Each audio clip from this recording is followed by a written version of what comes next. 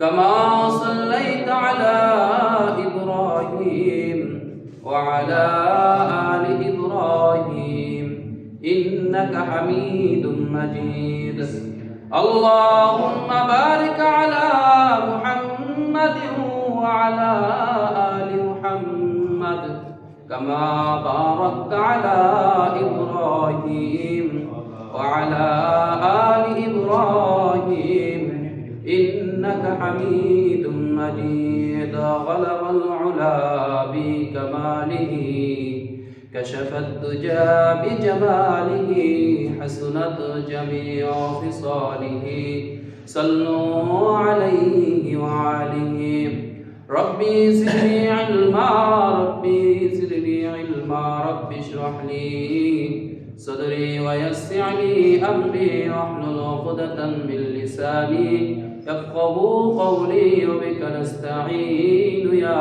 مستعان আলহামদুলিল্লাহ আল্লাহ সুবহানাহু ওয়া তাআলার দরবারে অসংখ্য লাখ কোটি শুকরিয়া যে মহান রব আমাদেরকে দুনিয়ার সমস্ত কাজ থেকে বিরত করে দুনিয়ার কাজকে বর্জন করে আখিরাতের উদ্দেশ্যে জান্নাতের আশা জাহান্নামের ভয় অন্তরে নিয়ে দুনিয়ার মধ্যে শ্রেষ্ঠ জায়গা উত্তম জায়গা পবিত্র জায়গা আলোকিত জায়গা ওই মহান রবের ঘর মসজিদে আসার এবং আমাদের সকলকে একত্রিত হয়ে বসার আমাকে কোরআন এবং হাদিস থেকে কিছু কথা বলার আপনাদেরকে শোনার তৌফিক দিয়েছেন সেজন্য আমরা সকলেই অন্তরের অন্তরস্থল থেকে শুকরিয়া তার মহান রবের শুকরিয়া আদায় করি আলহামদুলিল্লাহ আল্লাহ সুবহানাহু ওয়া তাআলা আমাদেরকে বড্ড বেশি ভালোবাসেন এই কারণেই যে অন্য উম্মতরা যা পেয়েছে তার থেকে হাজার গুণে বেশি নিয়ামত আল্লাহ পাক রব্বুল আলামিন দিয়েছেন যেরকম ঈমান নামক দৌলত আল্লাহ সুবহানাহু ওয়া তাআলা অটোমেটিক আমাদেরকে মা বাবা দাদা দাদি মুসলমান তো মুসলমানের ঘরে পাঠায় ঈমানদার হিসেবে পাঠিয়েছেন আরেকটা বড় নিয়ামত আল্লাহ সুবহানাহু ওয়া তাআলা আমাদের জন্য এমন একজন পয়গম্বর পাঠিয়েছেন দুনিয়ার সৃষ্টির আগ থেকেই আল্লাহ পাক রব্বুল আলামিনের আরশের নিচে যার নাম রয়েছে জান্নাতের প্রতিটা গেটে গেটে সেই আমার আপনার পয়গম্বর জনাবে মুহাম্মদুর রাসূলুল্লাহ সাল্লাল্লাহু আলাইহি ওয়াসাল্লামের নাম রয়েছে এবং ঘোষণা দেওয়া হয়েছে আর যত উম্মত যত নবী যত পয়গম্বর যত রাসূল দুনিয়ার মধ্যে গিয়েছেন তাদের মধ্যে সবথেকে শ্রেষ্ঠ নবী হচ্ছেন জনাবে মুহাম্মদুর রাসূলুল্লাহ সাল্লাল্লাহু আলাইহি ওয়াসাল্লাম কিন্তু আসছেন সকলের পরে কিন্তু মর্যাদা সবার থেকে উপরে এই কারণে আল্লাহ রাসূল সাল্লাল্লাহু আলাইহি ওয়াসাল্লাম এমন একজন পয়গম্বর আমাদেরকে দিয়েছিলেন দুনিয়ার মানুষের শরীর থেকে ঘাম বের হলে তার পাশে দাঁড়ানো যায় না দুর্গন্ধের কারণে কিন্তু আমার আপনার পয়গম্বর তার শরীরের ঘাম মুবারক এত সুঘ্রাণ বলা হয়েছে যে রাসূলের ঘাম মুবারক এত সুঘ্রাণ মিশকে আম্বরের চেয়েও আল্লাহ পাক রব্বুল আলামিন ওই ঘামের মধ্যে সুঘ্রাণ রেখে দিয়েছে একদিন আল্লাহ রাসূল সাল্লাল্লাহু আলাইহি ওয়াসাল্লামের কাছে একজন মহিলা আসছে বলে ইয়া রাসূলুল্লাহ ইয়া হাবিবাল্লাহ আমার একটা কন্যা সন্তান আছে বিবাহ দিব আপনি আমার মেয়ের বিবাহের খুতবা দিবেন আপনি বিবাহ করাবেন বিবাহ আপনি নিজেই পড়াবেন আপনি উপস্থিত থাকবেন আল্লাহ রাসূল সাল্লাল্লাহু আলাইহি ওয়াসাল্লাম বললেন ওগো মা আমার কাছে তো তোমার মেয়ের বিবাহ দেওয়ার জন্য এমন কিছু নাই যে আমি তোমার মেয়ের বিবাহ দিয়ে হাদিয়া দিব যেই রাসূলকে উহুদ পাহাড়কে স্বর্ণে দেয়া আল্লাহ পাক রব্বুল আলামিন বলছে ওই যে উহুদ পাহাড় দেখো ওই উহুদ পাহাড় স্বর্ণ দিয়ে তোমাকে দিয়ে দিব এই মক্কার জমিনের রাজত্ব তোমার হাতে দিয়ে দিব আল্লাহ রাসূল বলেন না আমার উম্মতের মধ্যে এমন লোক আসছে যারা গরিব দুই বেলা ভাত তারা ঠিকমতো খাইতে পারবে না সেই উম্মতের চিন্তা করিয়া উম্মতের কষ্ট বুঝিয়া আল্লাহ রাসূল সাল্লাল্লাহু আলাইহি ওয়াসাল্লাম দরিদ্রকে প্রাধান্য দিয়েছিলেন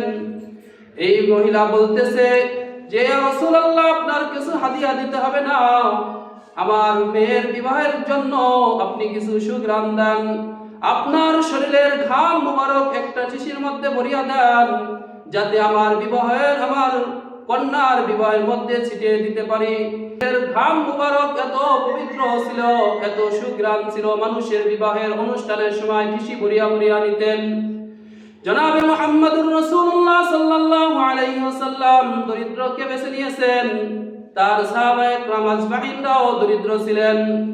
হযরত আবু হুরায়রা রাদিয়াল্লাহু তাআলা আনহু, যার বর্ণনার ক্ষেত্রে হাজার হাজার লাখ লাখ হাদিস তিনি একাই বর্ণনা করেছেন, আল্লাহ রাসূল সাল্লাল্লাহু আলাইহি ওয়াসাল্লামের খাদেম ছিলেন, কিন্তু এরকম খিদার যন্ত্রণায় রাস্তায় ছটপট করত। মানুষে মনে করত যে মিরকির ব্রাহ্ম হলে যেরকম ছটপট করে চামড়ার জুতা শুকায়, যাতে সে যায় তাকে জুতা শুকায়। পাশের থেকে আওয়াজ আসে, না না, তার কোনো অসুখ নাই, তার কোনো মিরকির ব্রাহ্ম নাই, ক্ষুধার যন্ত্রণার কারণে এরকম ছটপট করতেছে। কিন্তু এত ক্ষুধা এত যন্ত্রণা পরেও রাসূলের রওজা মুবারক, রাসূল সাল্লাল্লাহু আলাইহি সাল্লামের মজলিস থেকে তারা যাইতেন না। হাদিসের মধ্যে আসছে, সাহাবা আজমাইনরা রাসূলকে এত ভালোবাসতেন, বলা হয়েছে মরুভূমির মধ্যে এমন একজন ব্যক্তি, চারদিকে রোদ্রের মধ্যে তার পিপাসিত অবস্থায়, রোদ্রের মধ্যে পিপাসা, চারিদিকে কোনো দিক বাড়ি নাই, কোনো পানির ব্যবস্থা নাই। এমন তো অবস্থায় যদি তার কাছে এক গ্লাস পানি, ঠান্ডা পানি রাখা হয়, ওই পানি গ্লাস পাইয়া ওই ব্যক্তি যেরকম আনন্দিত হবে, খুশি হবে, আল্লাহ রাসূল সাল্লাল্লাহু আলাইহি ওয়াসাল্লামের চেহারা মুবারক দেখলে সাহাবীরা এর থেকে হাজার গুণ বেশি আনন্দিত হতেন। সুবহানাল্লাহ। একদিন আল্লাহ রাসূল সাল্লাল্লাহু আলাইহি ওয়াসাল্লাম সাহাবা আজমাইনরা ফজরের নামাজ পড়িয়া সকলেই নিজের কর্মের মধ্যে ব্যস্ত হয়ে পড়তেন। কিন্তু যখন আল্লাহ রাসূল সাল্লাল্লাহু আলাইহি ওয়াসাল্লাম ইশারের নামাজ পড়াইতেন, ইশারের নামাজ পড়তেন, তখন তালাশ করতেন কে ক্ষুধার্ত অবস্থায় আছে, তাদেরকে বাঁচো। আবু হুরায়রা রাদিয়াল্লাহু তাআলা আনহু একদিন ক্ষুধার্ত অবস্থায় হযরত আবু বকর সিদ্দিক রাদিয়াল্লাহু তাআলা আনহুর সঙ্গে কথা বলতেছেন। রাতের বেলা ইশারের পর কাজ নাই, সকলে ঘুমায় পড়বে। আবু বকর সিদ্দিক রাদিয়াল্লাহু তাআলা আনহুর সাথে কথা বলতে বলতে এক পর্যায়ে তার বাড়ির কাছে চলে গেলেন।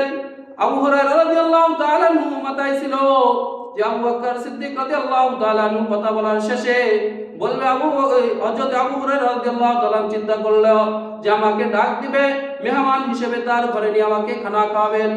কিন্তু যখন বাসার কাছে চলে গেল, তখন বললে, আবু হুরায়রা ফজরের সময় উঠতে হবে, যাও তুমি বাড়ি চলে যাও। এরপর সে পেরেশানি হয়ে গেল, হায় কিভাবে আমি খানা খাবো। এরপর দেখে হযরত ওমর রাদিয়াল্লাহু তাআলা আনহু বাসায় যান নাই, রাস্তার মাঝে হযরত ওমর রাদিয়াল্লাহু তাআলা আনহুর সাথেও কথা বললেন, যাতে তিনি খানা খাবার সময় আবু হুরায়রা রাদিয়াল্লাহু তাআলা আনহুকে ডাক দেন। কিন্তু ওমর রাদিয়াল্লাহু তাআলা আনহুর বাসার কাছে গিয়ে বলল, আবু হুরায়রা তুমি বাড়ি চলে যাও, ফজরের সময় উঠতে হবে, আবার নামাজে যাইতে হবে। এরকম পেরেশানি অবস্থায় এসে আল্লাহ রাসূল সাল্লাল্লাহু আলাইহি ওয়াসাল্লামের সাথে সাক্ষাৎ করলেন। বললেন, ইয়া রাসূলুল্লাহ, ইয়া হাবিবাল্লাহ, আপনার চেহারা মুবারকের দিকে তাকাইলে তো আমার ক্ষুধা নিবারণ হয়, আমার পিপাসিত নিবারণ হয়ে যায় আপনার চেহারার দিকে তাকাইলে। কিন্তু আমি আবু বকর রাদিয়াল্লাহু তাআলা এর সাথে গেছিলাম, মনে মনে ভাবছিলাম সে আমার মেহমানদারি করাই কিনা, এই আশায় আমি তার কাছে গিয়েছিলাম। কিন্তু না, আমি পেলাম না, তার মেহমানদারি আমি পাইলাম না। আল্লাহ রাসূল সাল্লাল্লাহু আলাইহি ওয়াসাল্লাম বললেন, তুমি মেহমানদারি কিভাবে তাদের থেকে পাবা, তাদের কাছে তোই খানা নাই। সাল্লাল্লাহু আলাইহি ওয়াসাল্লাম বললেন, ওগো আবু হুরায়রা, তুমি চিন্তা করো না, আমি এই জগতের পয়গম্বর হিসেবে এই দুনিয়ার মধ্যে আসছি, আমার এত মর্যাদা, আমি আল্লাহ পাক রব্বুল আলামিনের কাছে দরিদ্রতা চেয়ে নিয়েছি। ওগো আবু হুরায়রা, তারা কিভাবে তোমার মেহমানদারি করাবেন, তাদের নিজের ঘরেই তো খাবার নাই। ওগো আবু হুরায়রা, তুমি চিন্তা করিও না, তুমি পেরেশানির মধ্যে পড়িও না। দেখি ঘরের মধ্যে আমি প্রস্তাব দিয়ে দেখি কোনো খানার ব্যবস্থা হয় কিনা। আল্লাহ রাসূল সাল্লাল্লাহু আলাইহি ওয়াসাল্লাম তার স্ত্রীদেরকে বলল ঘরের মধ্যে কোনো খানা আছে কিনা, কোনো খানা হাদিয়া আসছে কিনা।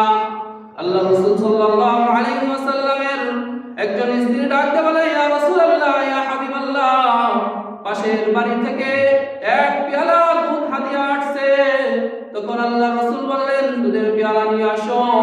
আর আবু হুরায়রা রাদিয়াল্লাহু তাআলা আনহুকে বলল, যাও যাও আসহাবে, যাইয়া দেখবা ইলফুল ফুজুর যেই সংগঠন করিয়াছি, ওই সংগঠনের মধ্যে অনেক দরিদ্র মানুষ আছে যারা রাতের খাবার নাই, ক্ষুধা অবস্থায় 70 থেকে 75 জন লোক আছে, যাও তাদেরকে নিয়ে আসো, একসাথে খানা খাওয়া। আবু হুরায়রা রাদিয়াল্লাহু তাআলা চিন্তা করে গেলেন যে আমি তৃষ্ণা ক্ষুধার্ত অবস্থায় সামান্য এক বাটি পেয়ালা দুধ কিভাবে আমরা সকলে পান করব? 70-75 জন মানুষ এক বাটি দুধ কিভাবে পান করতে পারে? সে এক পাও আগায় তো দুধ পায় পিছায়, আমাকে দিলে তো আমি খেয়ে ফেলতাম, তাদের আবার টাকার কি প্রয়োজন ছিল? তখন আল্লাহ রাসূলের আদেশ সে তো অমান্য করতে পারবে না। যেখানে রাসূল সাল্লাল্লাহু আলাইহি ওয়াসাল্লাম আদেশ করিয়াছেন, এখানে দ্বিমত পোষণ করার কোনো কারণ নাই। তখন যাইয়া বলতেছে, আল্লাহ রাসূল তোমাদেরকে মেহমানদারি করাবেন, চলো চলো যাই, রাসূলের বাড়ি যাই। তখন সমস্ত সাহাবায়ে আজমাইন আসলেন এবং আবু হুরায়রা রাদিয়াল্লাহু তাআলা আনহুর হাতে পেয়ালাটা দিলেন। পেয়ালা দিয়ে বলতেছে, আবু হুরায়রা, যে খেদমত করে সে সময় পরে খায়, আগে যাদেরকে দাওয়াত করে এনেছো তাদেরকে দাও, তাদেরকে এই চিন্তা করতে বলো না যে আমি যদি খেয়ে ফেলি বাকি জন কি খাবে। সবাইকে তৃষ্ণা সহকারে একেবারে পেট ভরে সবাইকে খাইতে বলো। একে একে সিরিয়াল ধরে সকলেই যখন পরিপূর্ণভাবে পেট করে খাইলেন, আল্লাহ রাসূল সাল্লাল্লাহু আলাইহি ওয়াসাল্লামকে বললেন, আবু হুরায়রা বাটির দিকে তাকাও। যখন আবু হুরায়রা রাদিয়াল্লাহু তাআলা বাটির দিকে তাকালেন, যেরকম ভাবে পরিপূর্ণভাবে যতটুকু দুধ ওই পেয়ালার মধ্যে ছিলেন, 70-75 জন লোক খাওয়ার পরেও ওই বাটিতে ওই পরিমাণ দুধ এখনো রয়ে গেছে। সুবহানাল্লাহ। এবার বলে, ওগো আবু হুরায়রা, তুমি তো পেরেশানির মধ্যে পড়ে গেছিলা, আমি তো বুঝতে পেরেছি। আমি তো এই রাসূলের, আমি তো এমন একজন পয়গম্বর, তোমার চেহারা দেখিয়া আমি বুঝতে পেরেছি তোমার মধ্যে একটা ভয় কাজ করতেছিল। আমি খাবো তৃষ্ণা ক্ষুধার যন্ত্রণা, এত যন্ত্রণা আমি সেটা বুঝি। তুমি তো চাইছিলা তাদেরকে দিয়ে দিলে আমি কি খাবো, এই পেরেশানির মধ্যে ছিলা। আবু হুরায়রা, তুমি এখন তোমার মন মতো তুমি পান করতে থাকো। আবু হুরায়রা রাদিয়াল্লাহু তাআলা পান করলেন। হাদিসের মধ্যে আসছে, আবার বলে তুমি আরো পান করো। বলে আল্লাহ রাসূল পেট ভরে গেছে, বলে আবার খাও। আল্লাহ রাসূল সাল্লাল্লাহু আলাইহি ওয়াসাল্লামের আদেশে আবার খাইলেন। এরপর বললেন পেট না বললে আবার খাও। বলে ইয়া রাসূলুল্লাহ, এখন একটু জায়গা নাই যেখানে আমি আবার খেয়ে দুটুকু রাখবো, আমি পরিপূর্ণভাবে পেট ভরে গেছে। এবার বলে, আবু হুরায়রা, তুমি আমার হাতে দাও। এরপর আল্লাহ রাসূল সাল্লাল্লাহু আলাইহি ওয়াসাল্লামের হাতে দিলেন, ঠিক ওই পরিমাণ দুধ রয়ে গেছে। এরপর রাসূল সাল্লাল্লাহু আলাইহি ওয়াসাল্লাম বাকি দুধ খেয়ে ফেললেন। এই কারণে আমার আপনার পয়গম্বর এমন একজন পয়গম্বর পেয়েছি, যেই পয়গম্বরের মর্যাদা আল্লাহ পাক রব্বুল আলামিন নিজেই দিয়েছেন। এমন মর্যাদা অন্য কোন পয়গম্বরদেরকে দেন নাই। এত বড় মর্যাদা অন্য কোন পয়গম্বরকে আল্লাহ পাক রব্বুল আলামিন দেন নাই। পয়গম্বরদেরকে কাফেররা গালিগালাজ করে আল্লাহ পাক রব্বুল আলামিন সান্ত্বনা দেন, ওগো আমার রাসূল, ওগো আমার হাবিব, আপনি জানেননি সব থেকে আপনাকে আমি কত বড় বড় নিয়ামত দান করেছি, আপনাকে এত সুন্দর নিয়ামত দান করেছি, আপনাকে উত্তম চরিত্রের অধিকারী হিসেবে আপনাকে আমি দান করেছি। আল্লাহ পাক রব্বুল আলামিন কোরআনের মধ্যে বলেছেন যে রাসূল সাল্লাল্লাহু আলাইহি ওয়াসাল্লামের চরিত্রের কথা সব থেকে শ্রেষ্ঠ চরিত্র দান করেছি। তারা পাগল, আপনাকে বলুন এমন একটা দিন আসবে, ওয়ায়াউমা আদুল যালিমু আলা ইয়াদাইহি ইয়াকুল ইয়া লাইতানি ইত্তাখাযতু মা'আর রাসূলি সাবিলা। তারা এরকম রাসূলকে বন্ধু বানায় নাই, রাসূলকে গালি দিয়েছে হাসরের ময়দানে। তারা নিজের হাত এরকম ভাবে আফসোস করতে করতে চাবাইতে থাকবে, চাবাইতে চাবাইতে কবজি পর্যন্ত চাবাইতে ফেলবে, নিজেই টের পাবে না, আর বলবে হায় আফসোস, হায় আফসোস, কেন রাসূলকে বন্ধু বানাইলাম না, কেন শত্রু বানাইলাম। তাকে বন্ধু রূপে যদি গ্রহণ করতাম তাহলে আজকে আমাদের এই পরিণতি হতো না। সমস্ত বেদিনরা সেদিন আফসোস করবে, হায় হায় কি করলাম, কেন ইসলাম ধর্মের মধ্যে ঢুকলাম না। কারণ রাসূল সাল্লাল্লাহু আলাইহি ওয়াসাল্লামের ওই হাসরের ময়দানে এরকম ভাবে মর্যাদা থাকবে, এত বড় মর্যাদা থাকবে, জাহান্নাম থাকবে ক্ষুধার্ত অবস্থায়। ক্ষুধার্ত অবস্থায় থাকার কারণে ওই জাহান্নামকে ৭০,০০০ শিকল দিয়ে আল্লাহ পাক রব্বুল আলামিন বেঁধে দিবেন। এরপর ধীরে আগাইতে থাকবে, রাসূলের সম্মানের খাতিরে জাহান্নামকে আটকে দেওয়া হবে। আল্লাহ পাক রব্বুল আলামিন বলেন, আমার হাবিবের উম্মত, হে জাহান্নাম তুমি খাড়াও, তুমি দাঁড়াও, তুমি দাঁড়াও। এরপর রাসূলের খাতিরে জাহান্নামকে দাঁড় করে দেওয়া হবে। আল্লাহ রাসূল সাল্লাল্লাহু আলাইহি ওয়াসাল্লাম, আল্লাহ পাক রব্বুল আলামিনের কুদরতি যেই সিংহাসন রয়েছে, ওই সিংহাসনের পর আল্লাহ পাক রব্বুল আলামিনের সিংহাসনের নিচে রাসূল সিজদারত অবস্থায় পড়ে যাবেন। আর এদিকে সাহাবা আজমাইনরা সকলে ইয়া নাফসি বলে পুরো হাসরের ময়দান হাওয়াও হাওয়াও করে আওয়াজ করতে থাকবে। নবীরা পর্যন্ত বলবে ইয়া নাফসি। তখন উম্মতেরা যাবে, হযরত আদম আলাইহিস সালাতু ওয়াস সালামের কাছে যাবেন। ও আদম আলাইহিস সালাতু ওয়াস সালামকে বলবেন, আপনি তো দুনিয়ার মধ্যে সব থেকে আগে আসছেন, আপনি তো আমাদের পিতা, আমাদের সকলের পিতা, আজকে আপনি আমাদের জন্য একটু সুপারিশ করেন। আদম আলাইহিস সালাতু ওয়াস সালামকে ডাকতে বলবেন, না না না, আমি তো নিজেকে নিয়েই নিজেই পেরেশানির মধ্যে আসছি। ইয়া নাফসি বলিয়া সে সম্বোধন করতে থাকবে, বলবে আমি পারবো না, কারণ আমাকে আল্লাহ পাক রব্বুল আলামিন আদেশ করিয়াছিলেন, আল্লাহ পাক রব্বুল আলামিন আদেশ করেছিলেন যে ওই গাছের নিচে যেও না।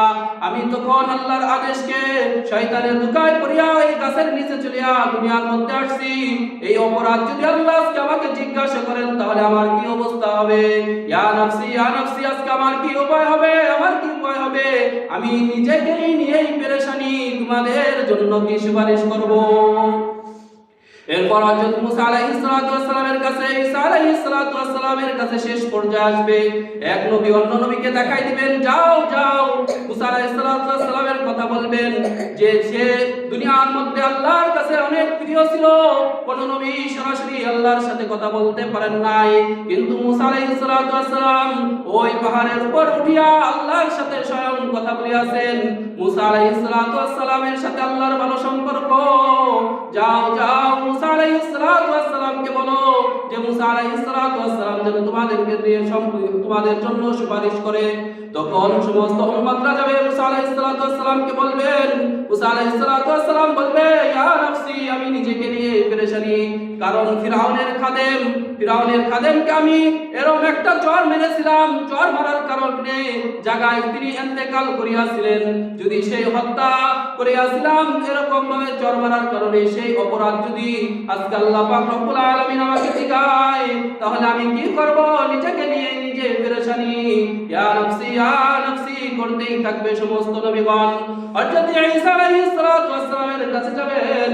ঈসা আলাইহিস সালাতু ওয়াস সালামের কাছে যাওয়ার পর ঈসা আলাইহিস সালাতু ওয়াস সালামকে বলবেন, দুনিয়ার মানুষকে বানানোর যে সিস্টেম, তার থেকে ভিন্ন কোয়ালিটি আল্লাহ পাকের কুদরত দিয়ে আপনাকে দুনিয়ার মধ্যে পাঠাইছেন।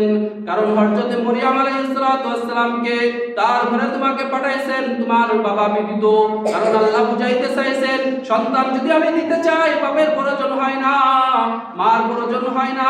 কারণ আদম আলাইহিস সালাতু ওয়াস সালাম, হাওয়া আলাইহিস সালাতু ওয়াস সালামের মা বাবা ছিলেন না, হযরত ঈসা আলাইহিস সালাতু ওয়াস সালামের বাবা ছিলেন না।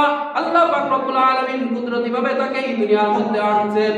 যাও আল্লাহর প্রিয়, তখন সে চিন্তা করবে, না না না, আমি পারবো না। এই কারণে আমি দুনিয়ার থেকে যখন আল্লাহ আমাকে আসমানে উঠায় আনছেন, এরপর খ্রিস্টানরা তারা মনে করতো আমি আল্লাহ পাক রব্বুল আলামিনের পুত্র। নাউজুবিল্লাহ। আল্লাহ পাক যদি জিজ্ঞাসা করে তারা এরকম তোমার কিসের জন্য মনে করতো, জবাব দাও, ইয়া নাফসি। তাহলে আমি কি জবাব দিব? দাঁড়াও, তোমাদের জন্য একটা ফয়সালা আছে। এমন একজন পয়গম্বর দুনিয়ার মধ্যে আসছে, সে আখির জামানার পয়গম্বর। তার কাছে যাও, সে আল্লাহর এত বড় মাহবুব, এত বড় প্রিয়। যদি তুমি তার কাছে যাও তোমরা, তাহলে তোমাদের জন্য সুপারিশ করতে পারবা। এরপর পুরো হাসরের ময়দানে আল্লাহ রাসূল সাল্লাল্লাহু আলাইহি ওয়াসাল্লামকে তালাশ করতে থাকবেন।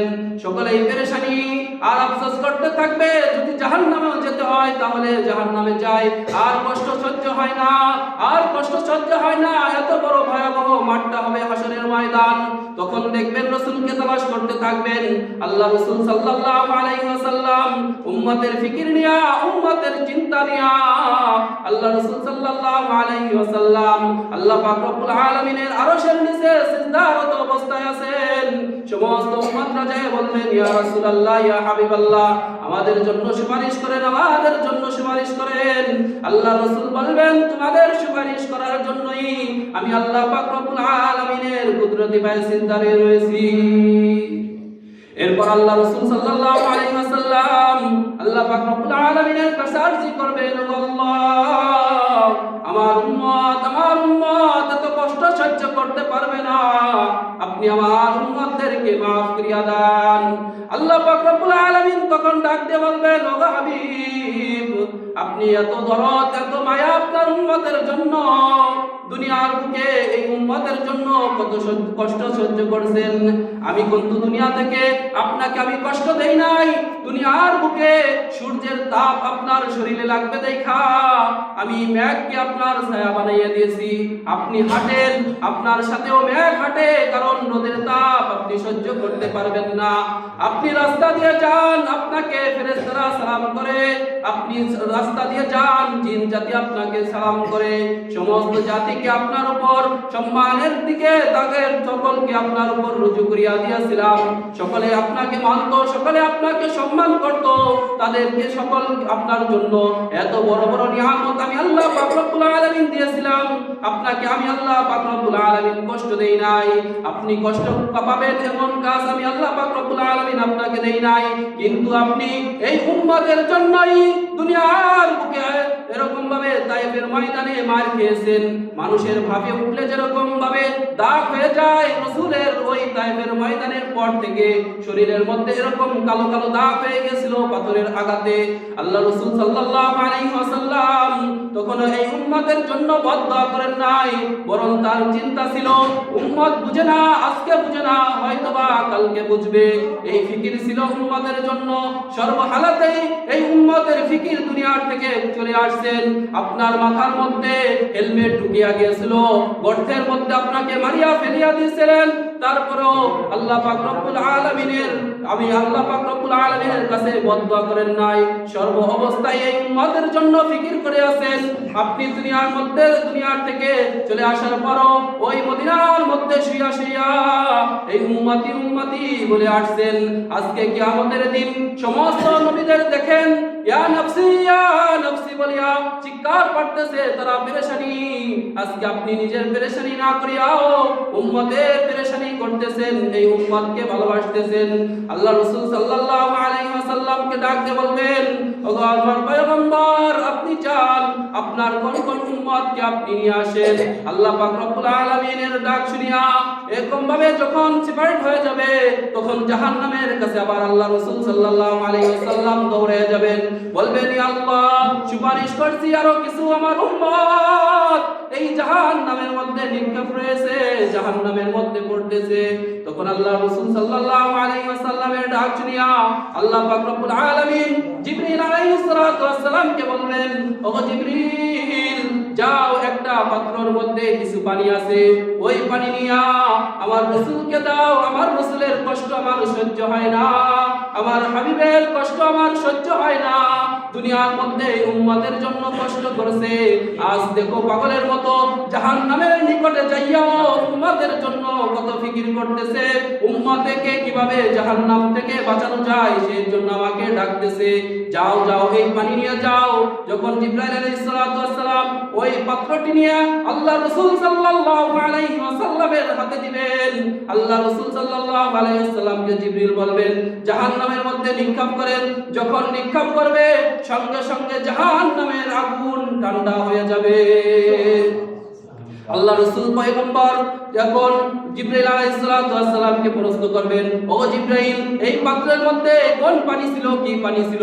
এটা কি হাউজে কাউসারের পানি নাকি এটা জমজম কুয়ার পানি যে মারার সাথে সাথে জাহান্নামের এত তকতক আগুন নিভা হয়ে গেল, ঠান্ডায় পরিণত হয়ে গেল? জিবরাইল আলাইহিস সালাম ডাক দিয়ে বলবেন, ও পয়গম্বর, না না, এটা হাউজে কাউসারের পানি নয়, এটা জমজম কুয়ার পানিও নয়। এই পানি হচ্ছে সেই পানি আপনার উম্মতের মধ্যে এমন কিছু বান্দারা ছিল যাদের মধ্যে যুবক ছিল, বৃদ্ধ ছিল, মহিলারাও ছিল। তারা আপনার আমি আল্লাহ পাক রব্বুল আলামিনের ভয়ে শেষ রাতে উঠিয়া চোখের পানি ছাড়িয়া আমি আল্লাহ পাক রব্বুল আলামিনের কাছে হাত উত্তোলন করিয়া কান্দন করিয়াছে। আমার ভয়ে তারা চোখের পানি ফেলাইছে।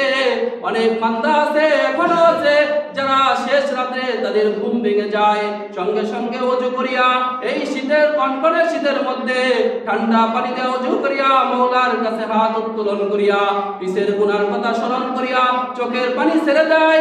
এই চোখের পানি ব্যর্থ যায় না, এই চোখের পানি ব্যর্থ যায় না। সমস্ত চোখের পানি আল্লাহ পাক রব্বুল আলামিন জমা করিয়া রাখেছেন। ওই দিন আল্লাহ রাসূল সাল্লাল্লাহু আলাইহি ওয়াসাল্লামের হাতে দিবেন। চোখের পানির এত দাম, এত দাম, এই চোখের পানি জাহান্নামের আগুন কেউ নিভায়া যায়। এই কারণে আল্লাহ পাক রব্বুল আলামিন তার বান্দা গুনাহ করে, কিন্তু তার বান্দাকে আল্লাহ পাক রব্বুল আলামিন হাত ছাড়া করেন না। আল্লাহ পাক রব্বুল আলামিন হাত ছাড়া করেন না। তার বান্দাদেরকে আল্লাহ পাক রব্বুল আলামিন ডাকতে থাকেন, লা তাকনাতু মির রাহমাতিল্লাহ। আল্লাহ পাক রব্বুল আলামিন বলেন, ইয়া ইবাদিয়াল্লাযীনা আসরাফু আলা আনফুসাহুম লা তাকনাতু মির রাহমাতিল্লাহ। এখানে আল্লাহ পাক রব্বুল আলামিন কাদেরকে ডাক দিয়েছেন?